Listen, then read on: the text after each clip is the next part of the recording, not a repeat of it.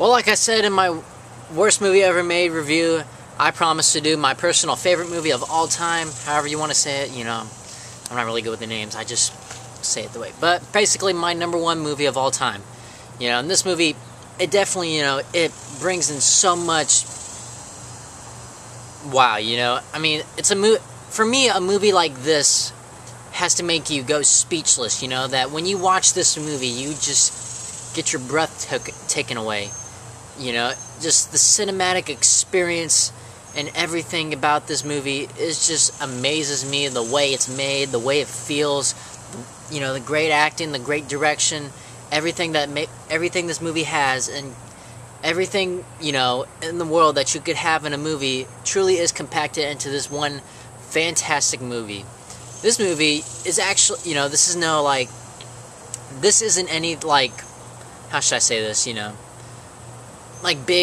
necessarily, big drama type thing. This is an intense movie, a very intense movie. It's actually a Steven Spielberg movie. Steven Spielberg's made some fantastic movies like E.T. If you haven't seen the E.T. review, you can click right here. And other movies like the Indiana Jones movies, Catch Me If You Can, Schindler's List, The list goes on and on and on. There's just so many great movies of his. But this one, it really just took my breath away. Like I said before, it's a cinematic, what am I thinking? It's just a big cinematic experience.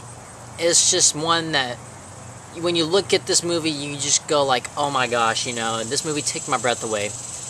My #1 movie of all time is Saving Private Ryan. This movie, this is definitely one of the best war movies ever made. Personally, my favorite war movie of all time, and personally, my favorite movie ever made. This movie was just absolutely incredible. I'm not even kidding. This movie, okay, I might bring in some spoilers in this movie, or this review, because I just have to talk about this movie, because like I said before, when you have movies that are your worst or your least, you always have to express your feelings about that, and this is definitely a positive way and a better way to express how I feel about my personal favorite movies of all time. And this one, for sure, it just took my breath away when I first saw this movie. I went to one of my buddy's house, and he showed me this movie, and, I was blown away by it. And the fact that it is 3 hours long, just wow. How much you can feel and all that. So like I said, there's probably going to be some spoilers in this movie for those who have not seen this movie, which honestly, I don't know why you haven't seen this movie, because this is near perfection, at least for me anyway. People will like this movie. This is an intense movie. People will like this movie. They may not like it as their favorite, but I personally like it as my favorite, but people will love this movie. Now, okay, the movie, it starts out, after the beginning, logos and credits and all that.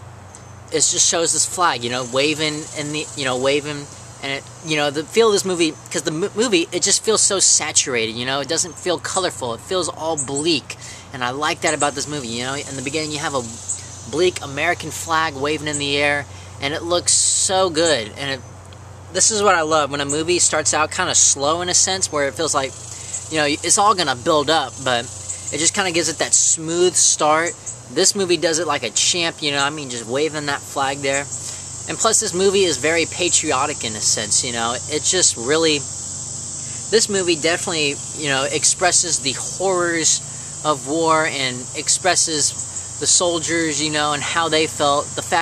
Not really the fact that, it doesn't really express the fact that they risked their lives to save for us, They didn't want to be here. They didn't want to do any of the crap, that they had to go through. But they did, they were forced to. They were enrolled in the army and all that, It's just, it really expresses the inner depth of a soldier. And I really like that about this movie. And one of the things also, it has great elements like the flag waving, but definitely one of the best scenes in this movie is at the beginning when they're on Omaha Beach, D-Day, which is, one of the bloodiest, definitely the bloodiest, most gruesome war scene I have ever seen in the history of movies. I'm not even kidding. This scene, it's like probably 20 to 30 minutes long, but it's still very intense. Some people may think, it kind of lagged because it's so long, and the fact that it takes them forever, just to take over that whole land or whatever, but it's really amazing just to see how it all sort of happens in a sense, even though we don't really necessarily know the true basis of how this really happened. It really does a great way of giving us a more realistic side of what, from what we've learned, tended to happen, had happened, and it's just amazing. The cinematography in this movie, it's shaky. I mean, I'm not a big fan of shaky films unless it's like really necessary in a sense. But this cinematography in this movie, it's not, it just goes all over the place, like the scene when Tom Hanks is lifting that guy out and the water just kind of goes back and under and over the ocean. It just works so well. It makes it, the way, this movie is made is to make the audience feel like they're there, and I personally felt there. Definitely with the HD high definition surround sound surrounding me, which even made it more realistic, but that's just me. But it kind of gives the viewer the feeling that they're on this beach, they're in this war, and they're just kind of, exploring it, watching their good friends dying right before them, and, it's just so sad. I mean, that's one thing, this movie looks so amazing, but yet, it's kind of, to me, it feels to that extent, because it's so sad, because, people have gone through this situation. It is just sad to watch, even though it's a movie, but you really feel for the actual soldiers that actually went through this. You know what I mean? I don't know. I guess you do. I don't know. But like I said, the Omaha Beach is probably my favorite scene out of this whole movie, or probably my favorite war scene out of this whole movie. It was just made well done, and it just left me speechless, the way this movie is. And then after the whole fight, then it's where you really get into the whole plot of this movie, after the war and all that, after that huge war scene, it starts to show up on this beach, and you see the waves coming in, there's just all this blood over there, it's just so gruesome. It's just like a big, huge, gruesome effect, and you see all these soldiers laying out right near the bay or whatever, and then the camera starts showing through all these huge, all these people dying everywhere, and all this destruction, and then it comes up close to this one man, and this guy, he's literally laying on his stomach, in the ground, and in the back of it says Ryan. And that's kind of where the movie falls into play, because this movie is about these group of soldiers who have to go rescue this one dude, since 3 of his brothers actually were killed in combat. You have, I think it was Daniel Ryan, Sean Ryan, and Peter Ryan, and then they're looking for a Private James Ryan, or James Francis Ryan, however you want to say it, JFR. I kept thinking JFK for a sec, but I don't know why. But though, this movie, it really tugs onto the heartstrings about losing people in life, and the sacrifices that they made for us. And this movie does it so well, like I said before, it's just fun to talk about a movie that gets you so excited. And, like I said before, it shows up to one of the brothers, laying in the sand on Omaha Beach, and then you go up to the scene where, like, all these ladies are typing out these memoirs for all the dead or whatever, and then one of the ladies notices that there are 3 different Ryans or whatever, there are brothers, and they have a huge debate over this, and they tell all the people and all the colonels and all that stuff, then they have to give the letter to the mother, I really wish it kind of tagged a little bit more on that, but still tagged a little bit more on that, how the mother felt to losing her sons. But for what it was worth, it was actually very, sorry, I got pulled in that. Like I said before, it was actually very, powerful in a sense. To me, I mean, some people will see that scene when the people come to Ryan's mother's house. They probably don't feel much about that scene. They just kind of want to get back to the war scene. But honestly, that was one of the most powerful moments in the movie. Just seeing the expression of her, having them to tell her that they lost 3 out of 4 of their sons, so to say. And, and then they're having a huge debate about, whether they should rescue this last kid or whatever, James Ryan.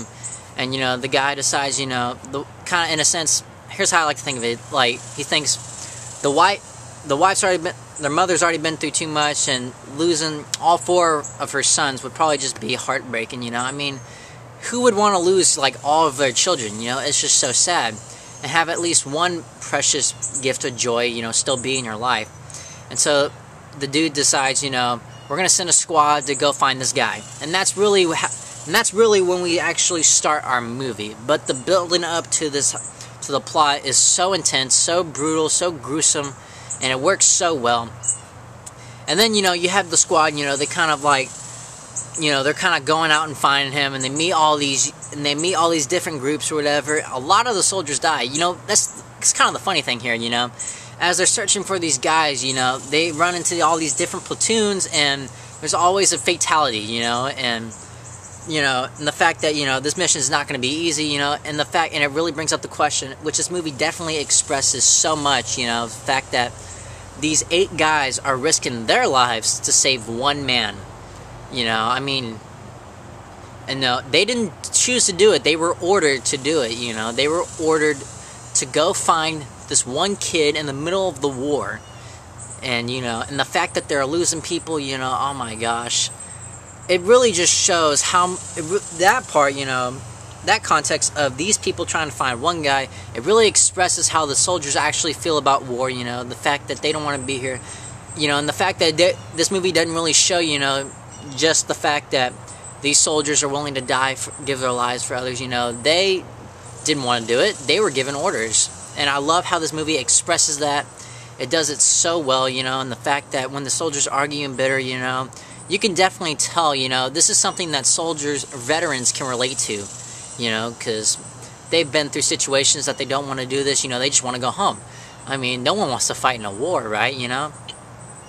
And it really expresses that in such a beautifully crafted way, in such gruesome times, that it's just indescribable, you know? It's just completely and utterly indescribable to fully understand what these soldiers went through.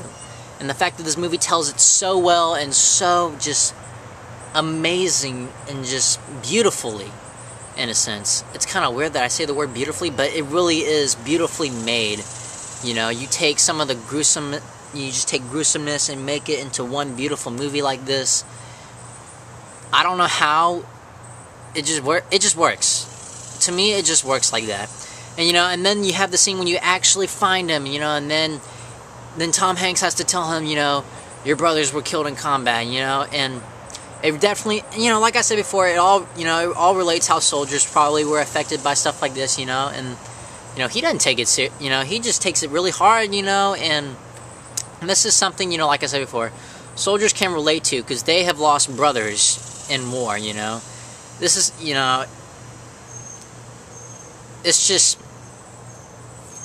I don't even know what I'm going to say. I lost my train of thought. I don't write scripts for these videos. I just go on and hopefully wing it. But though, you know, this movie really expressed, when you get to Ryan, when you meet Ryan, who was played by Matt Damon, who was actually very amazing in this movie. I didn't know I was going to think much about him. I mean, I like some of his other movies that he nails it perfectly in this movie. When you see his reaction, you know, to him losing his brothers, it's just, you really feel for this guy, you know, even though you've just seen him, like, just now, you know, this is the first time you've seen him in the movie, you know, you really feel for him, and it's just sad, you know, and a lot of people, like I said before, a lot of people can relate to this. I know y'all are getting tired of me saying some of the same things, but really, that's what this movie is. This movie's a huge, big, type message that does express over the same thing, but it does it in a tremendous way, which is why it's my personally #1 favorite.